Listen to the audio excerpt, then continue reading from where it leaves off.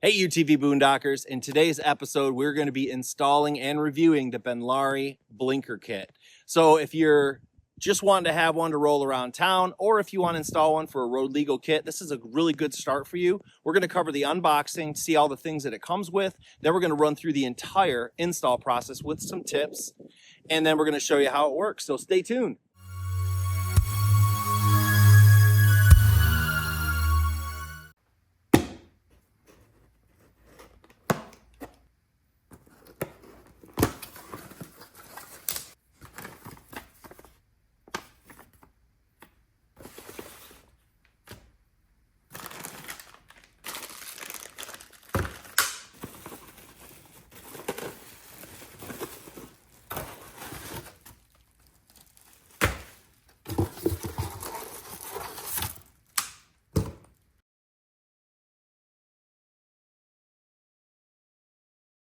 All right, here it is, the Benlari turn signal kit.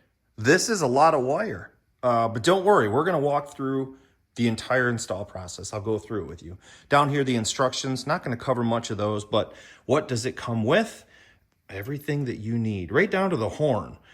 So you have mounting screws, all the instructions, extra zip ties. Again, you can never have enough zip ties. You have the control module. This is what hooks up to the battery or your power source. This is a power switch. Seems pretty nice. These are the actual blinkers themselves. They're pretty good sized. And these will need to drill holes most likely for these. Comes with a horn. Here's the hookups for the horn, all the lights, plenty of cable. I bet this is going to be plenty, but I'll get you the exact measurements. It comes with switches.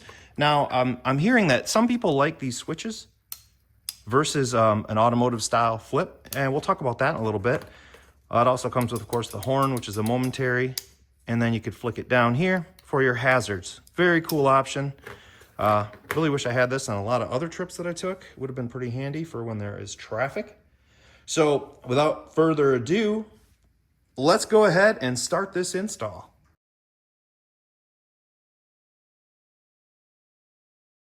All right, the tools you're going to need for this. Now, this is going to depend on your machine and how you're going to install it. But for the Polaris General and what I used, these are the items. One, I'll get out of the way so you can see the other.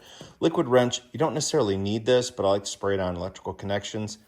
Soap and water is good. This was mostly to lubricate the rubber bits, the blinkers into the holes. But again, use what you like. Soap and water would be just fine for that. I just doubled that up and used it for my wires too. I always like to spray those off. You're gonna need a drill, okay? And a step bit that's capable of 1-inch holes. So you could use a hole, any kind of hole saw that you want. I prefer these. I think they're a lot easier to work with. You can make black marks on it. That way you know which one you're trying to get to and just keep an eye on it. You're gonna need a ton of zip ties, okay? They give you some, but you're gonna need more. I prefer black ones because they're hidden. I'll have a link in the description for all the things I mentioned that don't come with it.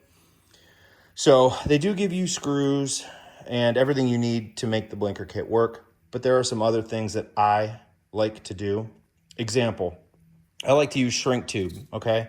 I got this kit off Amazon. They're pre-cut, various sizes, super handy, so I recommend that. Also, when you get zip ties, this is an old one. I actually used my very last one, but these you can screw in and mount them and zip tie it around. That way you got to hold it in places. So if cable management is your thing, I think these are also good. Again, link in the description. These little ones are nice for labeling. So I like to label the wires. I got a mess of them in there, and your future self will thank you. Or if you care about the future owner of your machine, it's always nice to label stuff. Got this nice Milwaukee. I just picked this up. It's actually pretty cool. It's a little permanent marker, fine tip. Really nice for writing on stuff. The screws they give you are just regular black screws. If you want to pre-drill the holes, if you can get to them, that's great. If you can't, you might want to pick yourself up some kind of self-tapping screw. Just the tip there. There's a little notch out of it for self-tapping. These are really nice. You can just kind of power it in, boop, and you get the hole. Depending on your situation, I needed these. These are little clips that you can put a screw through and it will hold down your wire. Very handy. I like those, couple different sizes. And let's see. Okay, if you want to measure and get real precise with where your holes are, I like to do that. Measuring tape, you're going to need that. I use this little poker tool. Any poker tool will do, but this kind of marks your hole. You can push it in if it's plastic, twist it around, and you've piloted your hole. No punch needed. You're also probably going to need some wire strippers, unless you want to use exactly what they gave you. What I don't have here are the little butt connectors and stuff. I have a link to a kit that, there's a ton on Amazon, but if you don't have any, I'll have that down there as well. I like wire snips, wire cutters all by themselves. This comes with it, but this is mostly for cutting the ends off the zip ties and stuff, especially in those hard to reach spots. It's good to have a little guy. If you're going to go with the shrink tube, definitely get a lighter, or if you have one of those jet deals that shrink stuff, that's handy too. Various screwdrivers, right? So get a Phillips, get a flathead. I like the small guy, just for tight spots, but if you have a assortment of those, that's super handy. A light, a headlamp is really nice. So that's up to you. Everybody does that differently. And then the loom. This is a huge piece for me. I don't like my wires to, just be hanging around. This particular stuff, I love it. Easy to use. It looks pretty nice. So I'll have a link to this as well. I don't like the plastic corrugated stuff very much. This I think is a lot better. It has a more positive wrap around the wire so it won't come out. This little guy, now you probably have seen these before, but you squeeze this and look at the other end. It's so awesome. Come here. Come here. So this is nice because some of the wires that I had to run, I couldn't reach them, but I could see them. So I just did that, grabbed it, and then pulled it back. Handy little bugger. Never know you need it till you need it. So this is pretty much the tools you're going to need for the job. Take some time. This thing is I would think it's probably an all afternoon, depending on how meticulous you are with your wiring and stuff. So plan on a day of downtime to do this, but it works really, really well. And I think you'll be really happy with it. So we'll go on to the review here in a bit and talk more about that.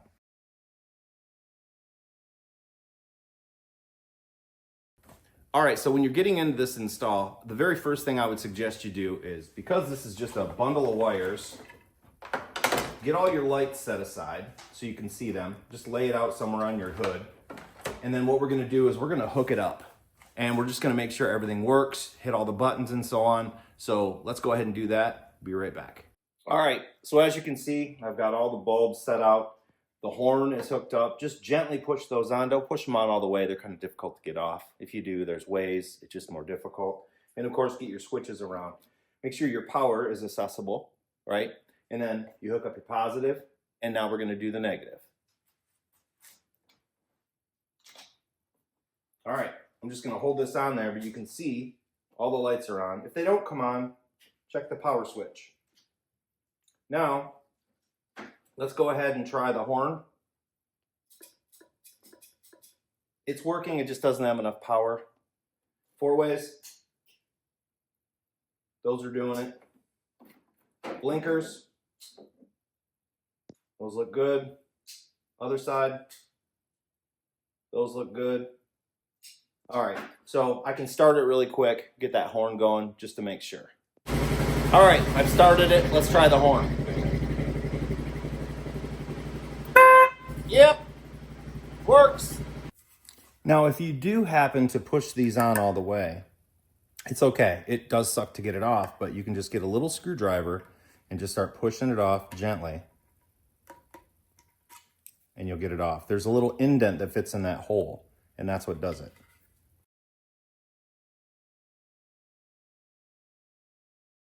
Okay, let's talk power options. Now, depending on the machine that you have, this is a 2017 General. I have a little bus bar right up here where I have my power, I have my ground, and then I have my ignition power that only comes on when I turn the ignition on. In addition to that, I have added something. I've added a bus bar right here, and I have a second battery. So all my extra accessories I put on this. And the reason why is because I was blowing fuses. I had too many accessories. And then I realized I need a second battery. Plus, I wanted a second battery so if I'm at camp, I could listen to my radio or do other things, run a pump for like an air mattress or whatever without worrying about draining the main battery. So that's what I did.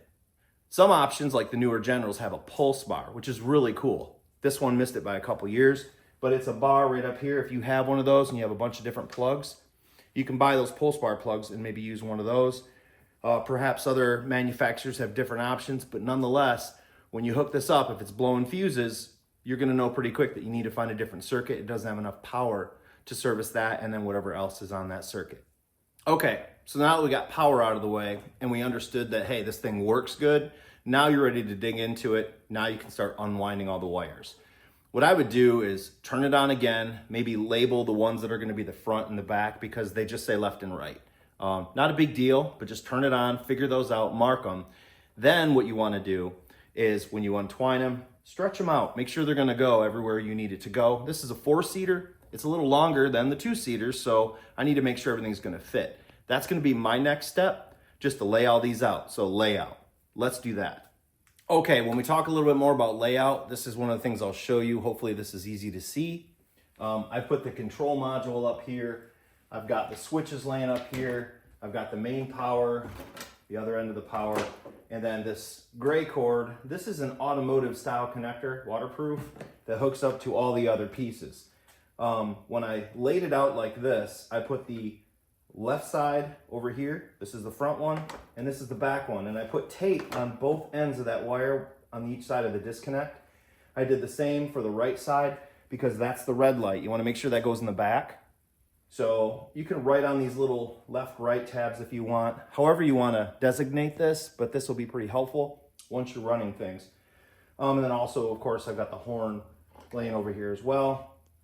So once you get this far, then the next thing to do is figure out where you want them. And that's what we're going to cover next. And then installation. Stay tuned.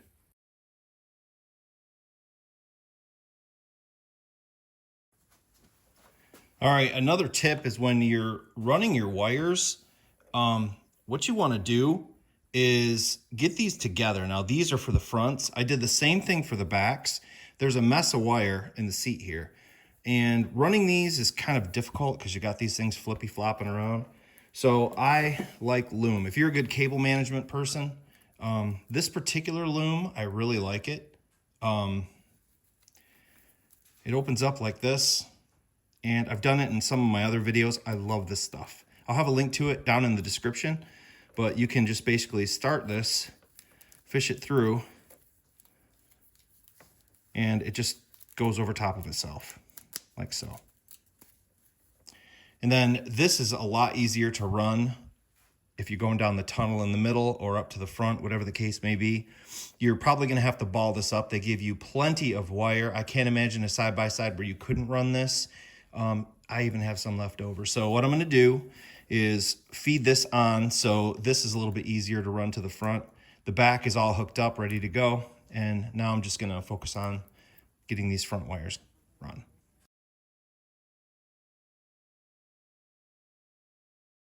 Okay, the next thing you want to do is figure out where you want to put them. I'm going to put them on the side right here. That way people from the side can see and from the rear. So what I did basically is I just measured this, centered it, and I'm using a little pokey tool to get a pilot hole started. All right, as you can see, this is got a recess location right there, the race where you're going to install it. This is about a 1-inch hole. So what I'm going to use is a step bit right here. As you can see the light shining, there's a 1-inch. And what I've done is I put some marks on it so you can see it a little bit easier. So when I'm drilling it in, I'll know when to stop. So that's the next step. These are nice because that'll pilot right in the hole. So we're going to give that a shot right now.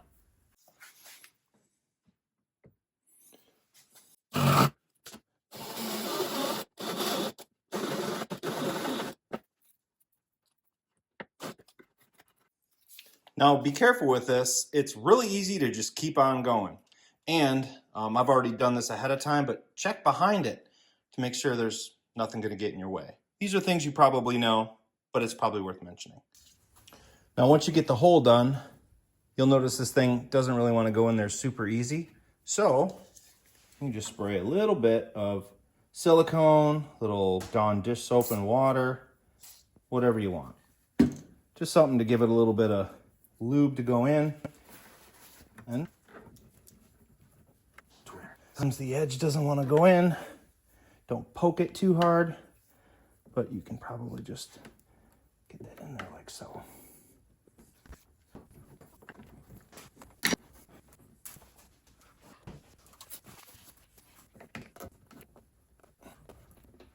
And there we go. Nice tight fit.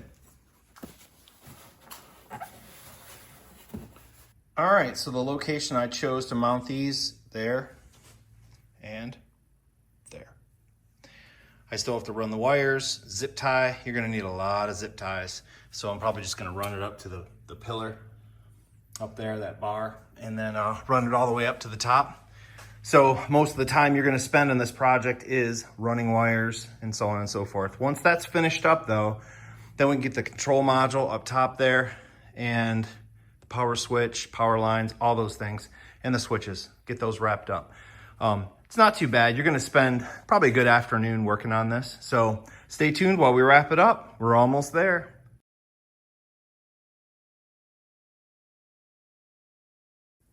So I ended up cutting off the wire a little bit here, and this black stuff was a little tricky to cut. Once you get it cut, because it just wants to flail out, you can put a little piece of electrical tape around it and then slide some shrink tube if this is what you like to do. I'll have a link in the description for the shrink tube. I bought some on Amazon. It's awesome. They're already pre-cut, ready to go. And then I put 2 different sizes. So we're gonna go ahead and shrink tube this. And it's gonna look a lot like the one that was there, that came with it. So this is gonna work out great. And after this, I'm gonna go ahead and wire it to my bus bar for my secondary battery. That's how I'm gonna choose to do it. But again, you could do any way that you like. And for the power, what I'm gonna do is, again, hook it into the bus, but I'm gonna put a little shrink tube. I always put this on first. Sometimes you forget. And then one of these little butt connectors. Well, it's not actually a butt connector, but crimp on. So, because these are screws that hold that in. And then I just made sure that I had something that slid over the blue just barely. And what I'll do is get that up right up to there. Give her a nice crimp.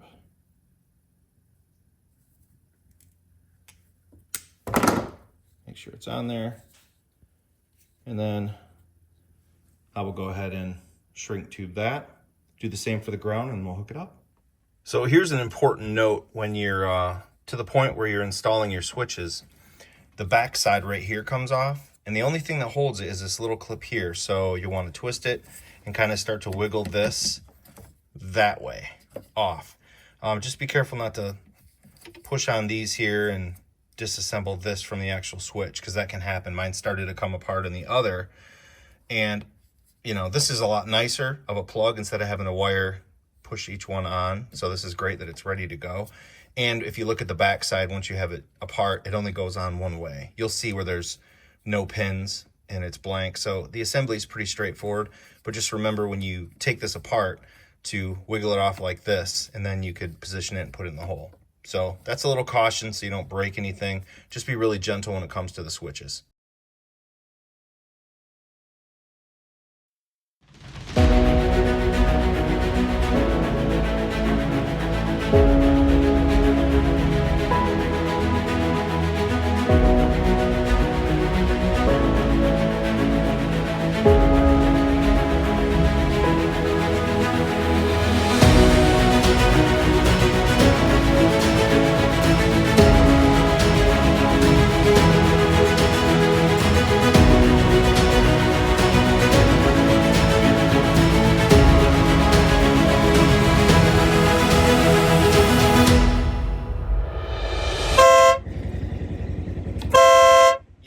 Obnoxious.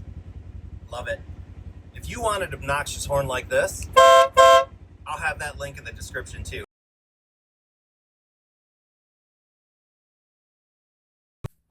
All right, it's time for the final review.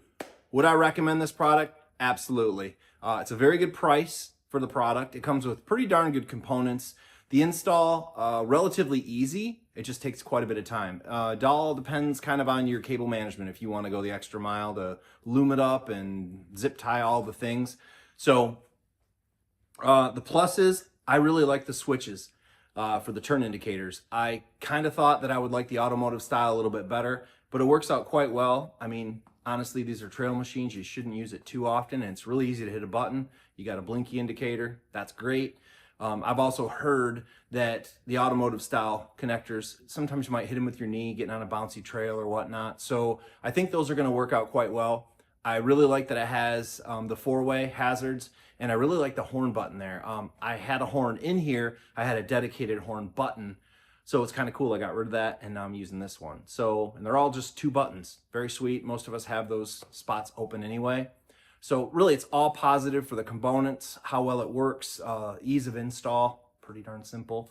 The other things that I would suggest, and most of this is from Benlari, I would say in the kit, I would like to see them include some self-tapping screws, and I think you should probably get those. They're probably a little easier for when you're installing the control panel and all those bits and pieces, because some of the spots, depending on your machine, it might be kind of hard to drill in those areas. Mine was.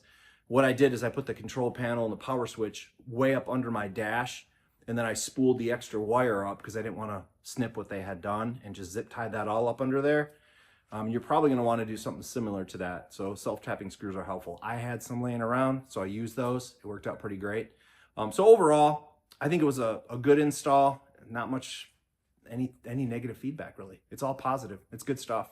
So hopefully this was helpful for you if you're looking for one of these kits.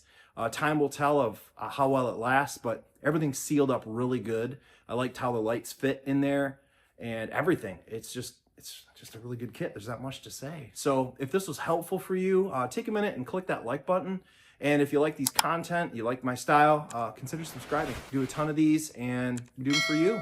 So thanks again for watching. Have a great day.